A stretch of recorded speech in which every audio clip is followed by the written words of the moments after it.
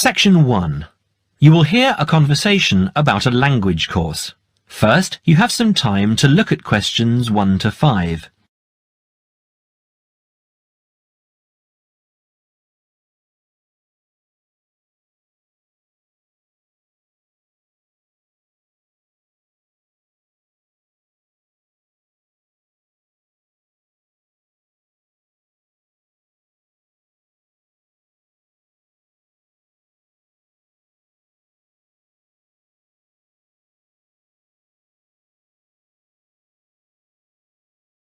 You will see that there is an example that has been done for you. On this occasion only, the conversation relating to this will be played first. Good morning, Borgheimer Language Courses. How may I help you? Oh yes, I contacted you some time ago about following a German course in Germany, and you advised me to take your placement test before we go any further. Well, I've done that now, so I'd like to go ahead with booking the course for this summer, if that's possible. Certainly, sir. You said you took the placement test. What was the result? I was placed at the O3 level. O3. Right. That's lower intermediate. Fine, Mr. The answer is Level 3 or Lower Intermediate, so the course level has been filled in for you. Now we shall begin. You should answer the questions as you listen, because you will not hear the recording a second time. Listen carefully and answer questions 1 to 5. Petterson. John Petterson. Could you spell that for me, please, Mr. Petterson? P-E-T-T-E-R-S-S-O-N. That's a double T and a double S. Am I right? That's right. Now, could I ask you where the course takes place? Well, we offer courses in Hamburg and Berlin. For your level, there's never a problem. There are always plenty of people for the intermediate classes. Oh dear. Does that mean that there might be a lot of students in my class? I wouldn't be very happy about that. No, don't worry, Mr. Petterson. The maximum class size is 12, but I've never known there to be more than 9 or 10 in a class. It could even be 5 or 6. Good. Actually, I'd prefer to study in Berlin. And how long is the course? 3 weeks, 5 hours a day. 2 hours only on Saturday. Sundays free. I see. And what about accommodation? There you have a choice, Mr. Petterson. You can either stay with a German family who are used to having such guests, or you can stay on the university campus, or we can book you into a nearby bed and breakfast. Is there a big difference in price? Not really. Staying with the family works out the cheapest, and the bed and breakfast is a bit more money. Staying on the university campus comes somewhere between the two price-wise, but Berlin is not too expensive anyway. Which do you recommend? Well, if you want to practice your German and be part of a German family, I would recommend staying with a family. Our families are all hand-picked, and we've never had any sort of complaint. Yes, I'll probably do that then. What are the dates of the course? The first summer course starts on the 1st of June in Hamburg and a week later in Berlin, which is what would concern you as you have chosen the Berlin course. That's the 8th of June. The next course would begin on the 2nd of July and then... The 2nd of July course would be perfect for me. Can you put me down for it now? Certainly, Mr. Petterson. Can I have your address, please? 26 Mayfield Drive, Orpington, Kent. I'm afraid I can't remember the postal code. Don't worry, Mr. Petterson. I'll check on it.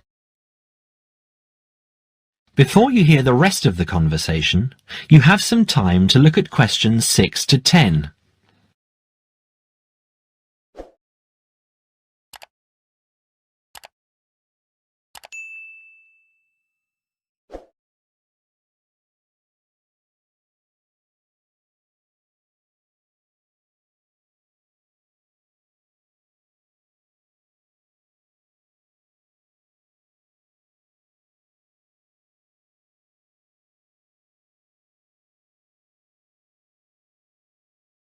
Now listen and answer questions 6 to 10.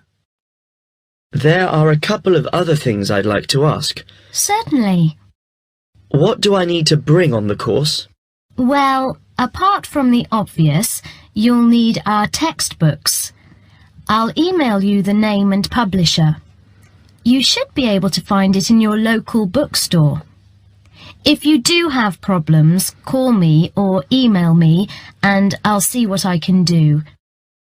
We provide the computers, computer disks, translation exercises and all that sort of thing, but you will need a good dictionary. We recommend Langenscheidt, which is more than adequate for your level. You don't have to go and spend a lot of money on an expensive dictionary. Not yet, anyway. Maybe you will when your German reaches a very high standard. That would be very nice. Now, finally, what about the cost of the course? And how do I pay? Would you like to pay that in pounds or in euros? Euros would be fine. In that case, it's 550 euros. You can pay by credit card if you like. Oh dear, I'm afraid I haven't got a credit card. How else can I pay? That's not a problem, Mr. Peterson. You can pay by bank transfer. Fine. By the way, I forgot to mention I am a full-time student. Have you got a student card? Oh yes. Then that does make a difference, you'll be pleased to hear.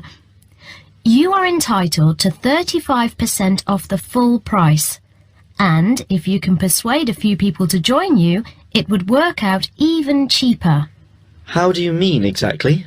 Well, for every 5 people you find, 1 goes free. In other words, if there are 6 of you, you get 1 free course. Of course, in reality, you would divide up the savings amongst you, presumably. Right. Well, I'll see what I can do. Thank you. Not at all, Mr. Peterson, and I'm sure you'll enjoy the course. There are, of course, sightseeing possibilities. Would you like me to send you our brochure describing them? Yes, thank you. I'd appreciate that. Anyway, thanks for your help. If I want to call back, who do I ask for? Susanna. I'm here most of the time. That is the end of section 1. You now have half a minute to check your answers.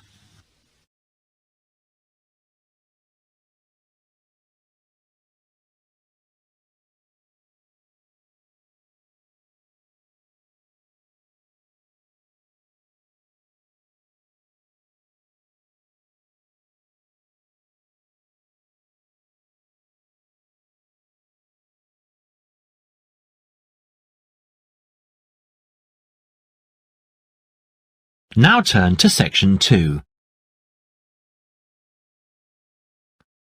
Section 2. You will now hear a radio talk on agricultural regulations. First, you have some time to look at questions 11 to 15.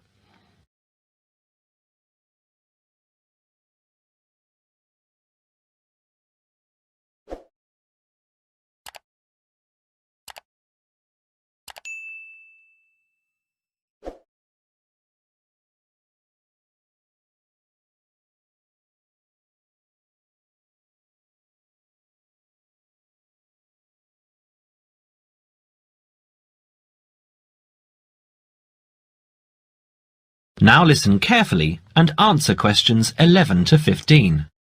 Could there be clearer proof of the arrogance and indifference of those who are supposed to keep our food safe than the muzzling of John Verrill? Agriculture is a business, true, and businesses have to make money. But this shows how ministers and officials put the profits of the agriculture business before the well-being of the British people. Mr. Verrill, a pharmaceutical chemist, was appointed to represent consumers on one of the many committees that advise the government on food safety. When he tried to do his job, though, and wanted to warn ministers of a danger to children's health, he was refused permission to do so. The danger comes from hormones given to cattle in the USA and some other countries to make them grow faster. They speed up the animal's development to maturity, thus making meat production more profitable.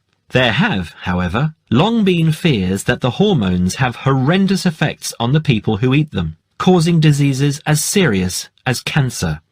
Once these hormones were used on British cattle too, but over 20 years ago they were banned in Europe for being too dangerous. Indeed, so concerned is the European Union that it banned imports of hormone-fed beef years ago, much to the fury of the US government, which wants to sell it all over the world. Several years ago, the USA and Canada asked the World Trade Organization to declare the ban illegal and to punish Europe for failing to lift it. The WTO, with its long record of refusing to let environmental or safety concerns interfere with trade, agreed, imposing fines of more than $120 million a year on the EU for its refusal to back down. The British government now backs the Americans, claiming that there is no proof that hormone-fed beef does any harm. This is where Mr. Verrill comes in. He is very angry with the government, especially as their claim comes out just after a Danish study shows that growth hormones are 200 times more dangerous than was previously thought. Worried by these findings, Mr. Verrill spoke to government representatives, who did nothing. Before you hear the rest of the talk, you have some time to look at questions 16 to 20.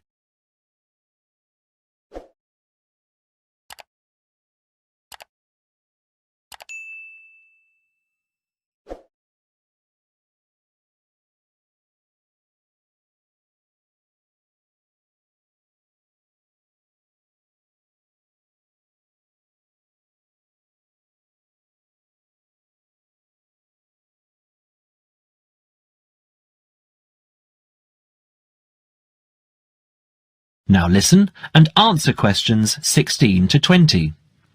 Not only that, but they have not been testing beef which is imported, which, by law, they are required to do. This directly affects the British public, as about 40% of the beef British people eat comes from abroad, supposedly from countries like Brazil, which does not allow the use of growth hormones. Brazilian beef is stocked by some British supermarkets and widely used in catering. Yet, when a Brazilian farm was recently visited by EU inspectors, a large stockpile of this banned substance was found. This is not the first food scandal we have had in our country. Take the present concern over a well-known chocolate company. Several months ago, the company found out that its sweets were contaminated with a rare form of salmonella, but they did nothing about it, leaving their sweets in the shops to be bought by the unsuspecting public. It was not until 5 months later, when several children had suffered food poisoning, that the chocolate bars were removed from the shelves. It makes you wonder how many other dangerous foods have been allowed onto our plates. That is the end of section 2. You now have half a minute to check your answers.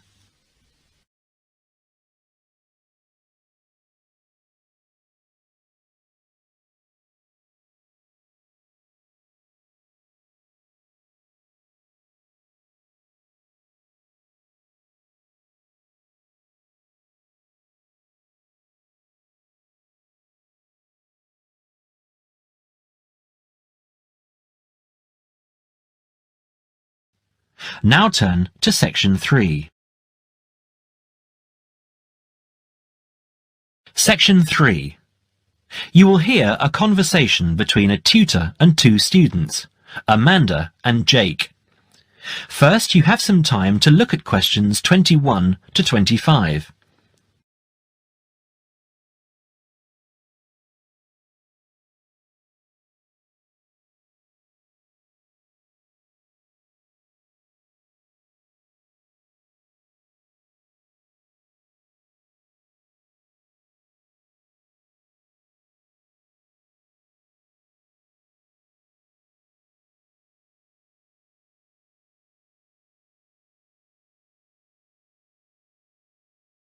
Now listen carefully and answer questions 21 to 25. So, Jake and Amanda, how did the project go? Very well, I think, Dr. Hinton. I certainly learned a lot and enjoyed myself at the same time. Me too. So, remind me, what was your project about? Basically, what makes successful people? Let's call them top achievers successful. Yes, how are they different from us? What do they do that other less successful people don't do? Interesting. And did you come to any conclusions? Quite a few, actually. Good. Share some with me then. Well, I'd always thought that a top achiever would be the sort of person who would bring work home every night and slave over it. But it appears not. Those types tend to peak early and then go into decline. They become addicted to work itself, with much less concern for results. We found that high achievers were certainly ready to work hard, but within strict limits. They knew how to relax, could leave their work at the office, prize close friends and family life, and spent a healthy amount of time with their children and friends. There's a lesson for us all there. Anyway, go on. It's also very important to choose a career which you enjoy, not just one that pays well or which assures you of a pension many years down the line. Surely that's important though, Amanda. Yes, I agree, but being happy in your work is far more important than anything else. Top achievers spend over 2/3 of their working hours on doing work they truly prefer, and only 1/3 on disliked chores. They want internal satisfaction, not just external rewards such as pay rises and promotions. Before you hear the rest of the conversation, you have some time to look at questions 26 to 30.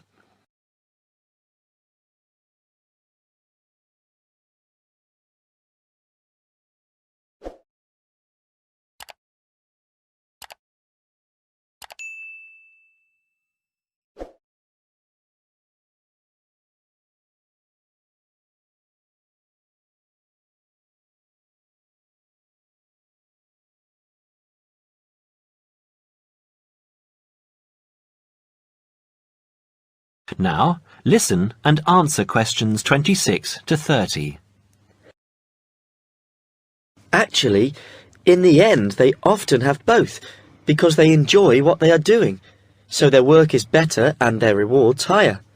Yes, Jake, that certainly makes sense. Now, can I ask you something? Do high achievers, as you call them, take many risks? Yes and no.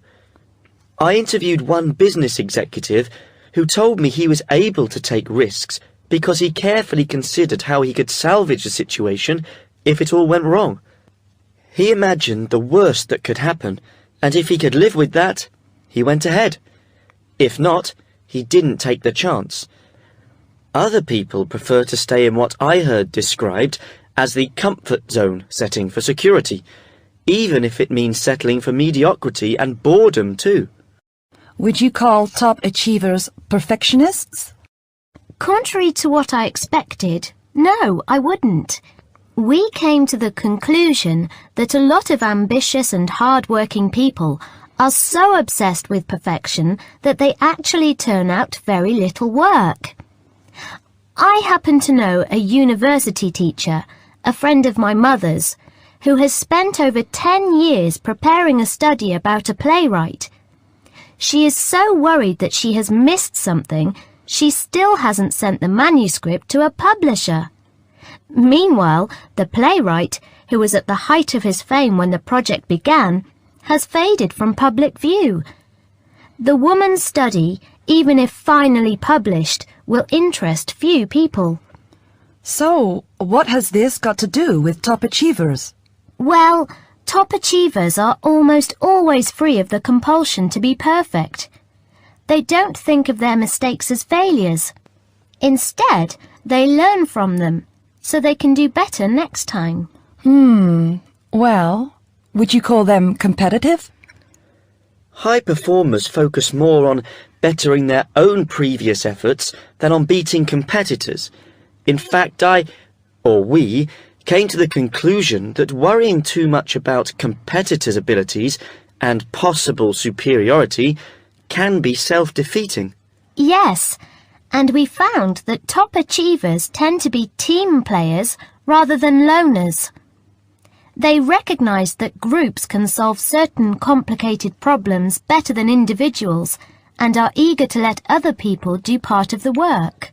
Yes, loners, who are often over-concerned about rivals, can't delegate important work or decision-making. Their performance is limited because they must do everything themselves.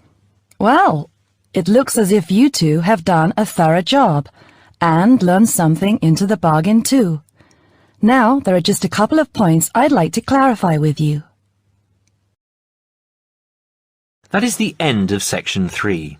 You now have half a minute to check your answers.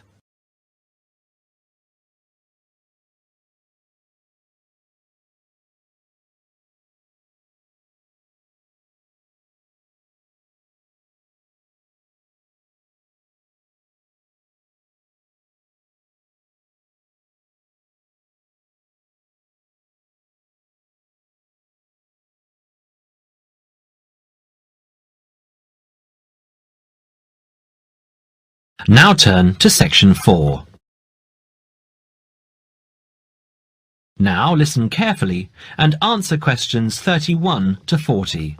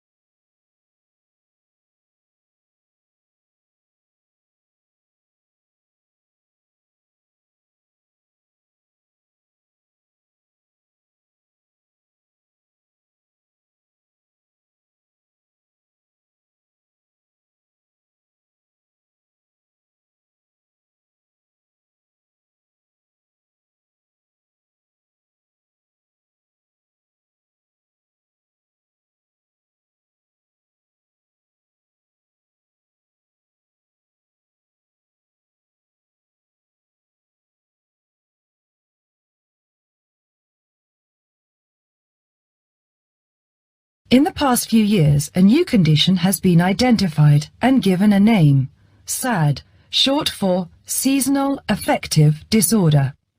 This is now recognized as a distinct kind of clinical depression, where people become depressed at the onset of winter, accompanied by a craving for sweet things, causing weight gain. Each spring and summer would then bring on almost maniacal highs and feelings of boundless energy and happiness. Experiments to combat this depression showed that increased exposure to bright light in humans could suppress their production of a darkness-related hormone called melatonin.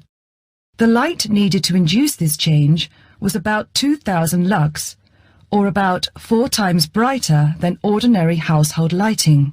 It was then calculated that if bright light could suppress melatonin secretion, then it might have other effects on the brain, including the reversal of symptoms of depression. While melatonin's precise role in SAD has not been pinned down, the theory led to effective treatment. Not surprisingly, SAD affects more people where winter nights are longer and days shorter. In the UK, an estimated 500,000 adults develop full-blown SAD in winter, and twice this number suffer the milder condition called subsyndromal SAD. About 80% of sufferers improve when given light therapy, and improvement usually comes within 2 to 4 days.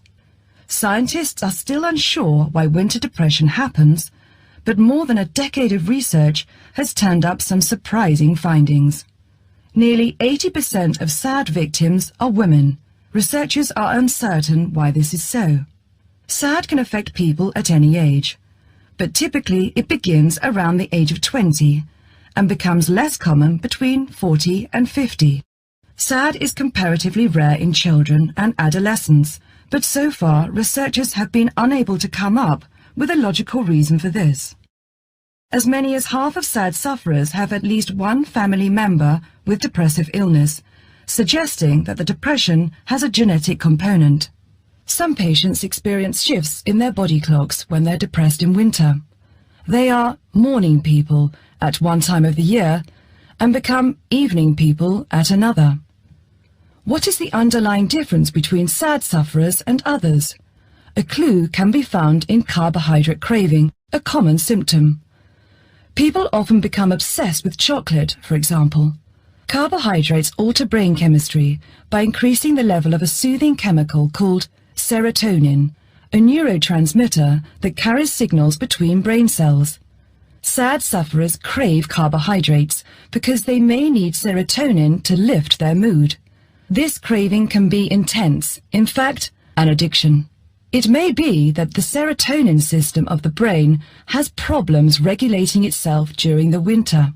Some SAD sufferers respond well to the drug Prozac, thought to influence the brain's serotonin-using system. Other brain chemicals and hormones probably play a role in winter depression. Another neurotransmitter, dopamine, for example, may be inadequate in certain cases. Researchers hope to uncover clues to SAD's secret by probing similarities between SAD and hibernation. Though no valid link between the two has been established, some SAD patients say they feel like hibernating animals. SAD sufferers tend to put on fat in autumn and early winter, roughly the time when such hibernators as bears and squirrels do. That is the end of section 4. You now have half a minute to check your answers.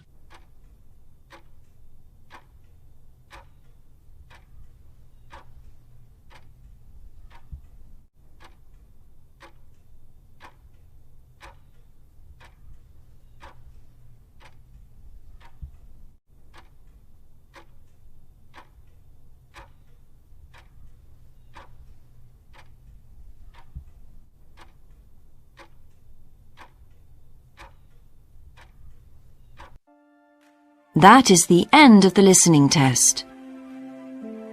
In the IELTS test, you would now have 10 minutes to transfer your answers to the answer sheet.